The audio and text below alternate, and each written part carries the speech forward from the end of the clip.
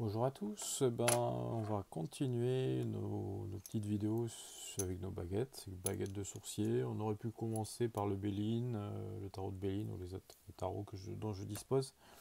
Mais bon, pour l'instant, j'ai trouvé que vous appréciez tous les baguettes. Après, c'est pas une science exacte, hein, mais disons que ça permet des fois d'avoir quelques petites notions qu'on n'aura pas ailleurs. Voilà. Et toujours évidemment à prendre avec des précautions. Certains sont discutés de la dernière vidéo que j'avais faite sur le krach boursier.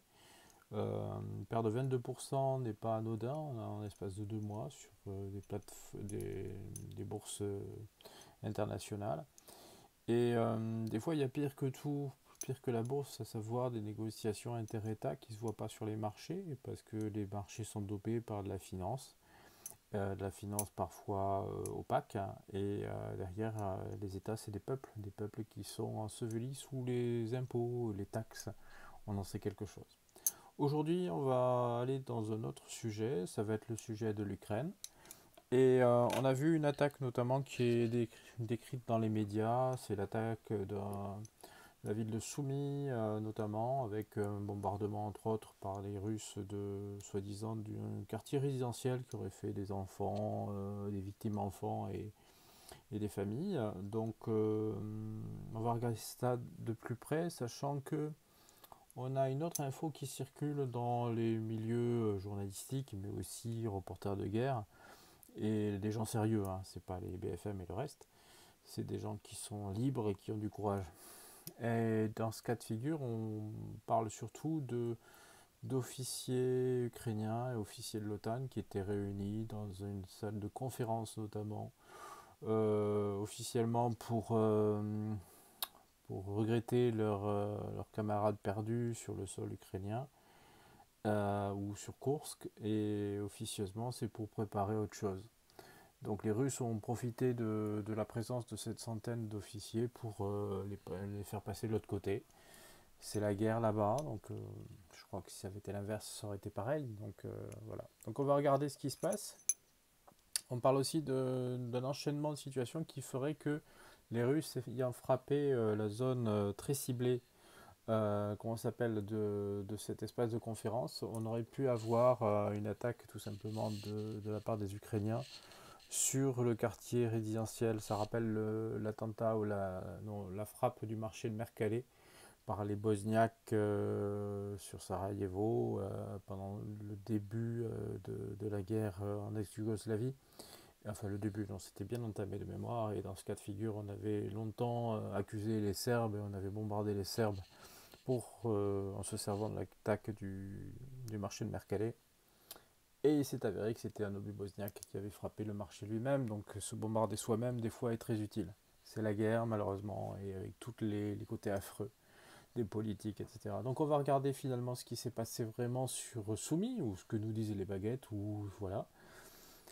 Donc est-ce que finalement on a ciblé des personnels militaires dans cette attaque de Soumis? Alors est-ce qu'on attaque? Alors il faut les cadrer tout ça. Est-ce qu'on a attaqué? Oui, effectivement, oui, c'est le personnel militaire qui était ciblé.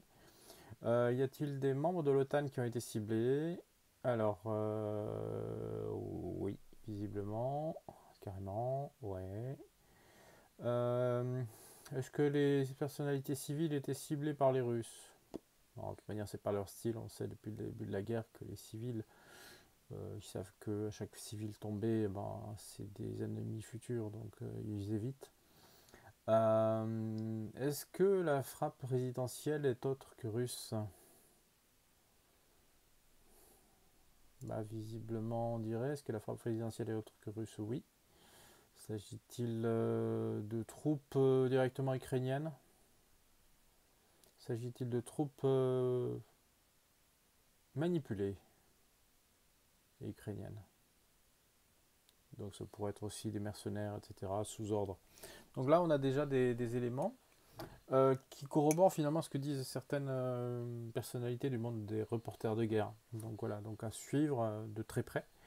Vous avez ces informations de toute manière sur des chaînes non pas mainstream, hein. Il ne faut pas aller chercher les informations sur le mainstream aujourd'hui, hein. Si vous voulez vous vider la tête, il faut regarder BFM ou RMC ou Pascal Pro, des gens comme ça, qu'ils reçoivent leurs ordres au petit matin, avec ce qu'ils doivent dire, et après ils enrobent. Et sinon, vous regardez les vrais, ceux qui sont sur place, qui n'ont aucun intérêt à parler pour les uns ou pour les autres. Est-ce que finalement les Russes veulent continuer cette guerre en Ukraine? Oui. Est-ce qu'ils se préparent à une grande offensive pendant le printemps ou fin du printemps? Oui. Est-ce qu'ils ont négocié une trêve juste pour faire plaisir à Trump? Oui. Est-ce que finalement l'Ukraine va perdre encore plus de morceaux d'Ukraine? Oui. Est-ce que l'enjeu des terres rares est très important?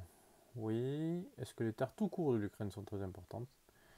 Les débouchés, les Russes lorgnent-ils en plus sur les éléments maritimes? Oui, ça, on y pensait déjà. Retour sur l'attaque de Soumy. Est-ce que l'attaque de Soumy a ciblé des militaires de l'OTAN?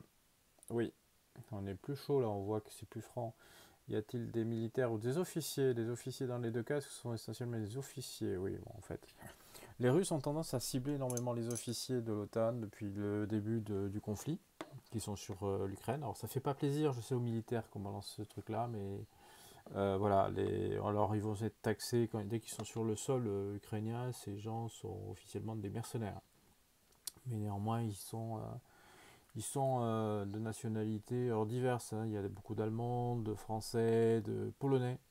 Les Polonais ont eu la réputation de partir en courant dès les dernières attaques, notamment sérieuses de la part des Russes sur Koursk, parce qu'ils ne vont pas donner leur vie juste parce que voilà, la chair à canon, ils n'ont pas envie de l'être, quoi. Ils sont assez forts sur ça. Ceux qui s'en fait avoir, c'est plutôt les mercenaires, les vrais mercenaires qui sont d'Amérique centrale ou d'Amérique du Sud, à qui on a promis des grands salaires, ça je l'ai déjà dit dans d'autres vidéos, et qui sont tombés sur Koursk ou sur tout le front ukrainien. Voilà. Est-ce que cette guerre est finie? Est-ce que cette guerre est finie? Non. Est-ce qu'elle va continuer encore longtemps? Est-ce que les Russes vont attaquer notre pays? Oui, il y a d'autres pays sur la liste. Est-ce que l'OTAN est encore crédible? Voilà. Est-ce que Trump fait bien de quitter l'OTAN? Ouais, ça protège les États-Unis. Voilà. Donc on a des sources, hein. Les baguettes font corroborer certaines versions. À vous d'aller creuser aussi, parce que ça fait partie de votre job. Moi, ce que je sens depuis le début, c'est que cette guerre en Ukraine n'est que dans une première partie. On n'a pas passé le début, en tout cas, ou la moitié de ce conflit. Derrière, ça va s'essaimer. Les Russes ont besoin d'avoir des frontières solides, et ils n'apprécient pas vraiment tout ce que l'Occident projette. Donc on a notamment un président un peu trop jeune ou pas taillé pour le job de président, formaté par une forme de suffisance et d'esprit mondialiste, entre pro-Davos et sans vraie culture, assez médiocre. Ben, on se retrouve avec 1000 milliards de dettes en plus, avec des ministres qui patochent dans la semoule et qui sont repris par les médias qui sont aux ordres. Donc ça fait des trucs bizarres en fait finalement. Donc voilà pour cette première vidéo sur l'Ukraine. Il y en aura d'autres je pense parce que le conflit va continuer. Il y a un autre point de détail sur les F-16 qui ont été livrés à l'Ukraine. Est-ce qu'il y a eu un F-16 qui a été détruit récemment en Ukraine? Oui. Est-ce que finalement le pilote dont on parle est vraiment le pilote qui a été buté sur le F-16? Voilà, il y avait un doute parce que c'était un pilote de Sukhoi qui n'est pas capable de conduire des F-16 qui est mentionné par Zelensky, et donc il y avait un doute sur lui. Ok. Est-ce qu'il y a eu plusieurs F-16 détruits sur le sol ukrainien? Oui. Disons, ça s'est fait au sol. Il y a eu même un. Est-ce qu'il y a eu un Sukhoi pas 75, je sais plus lequel. C'est pas un Sukhoi 35, c'est la gamme au-dessus. Bref, qui a détruit à plus de 200 bornes un F-16, oui, c'est ça.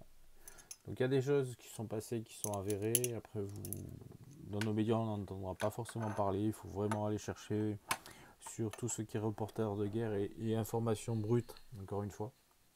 Et Je vous conseille de vous rapprocher des ONG qui bossent aussi sur le sujet. Vous avez Pugwash, vous en avez plein d'autres qui sont très intéressantes sur tout ce qui est vraiment le cambouis de tout cela. C'est-à-dire, on a accès dans ces cas de figure aux informations brutes.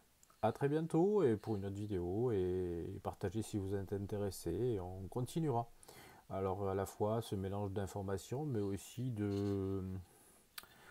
d'estimation par les baguettes. A bientôt.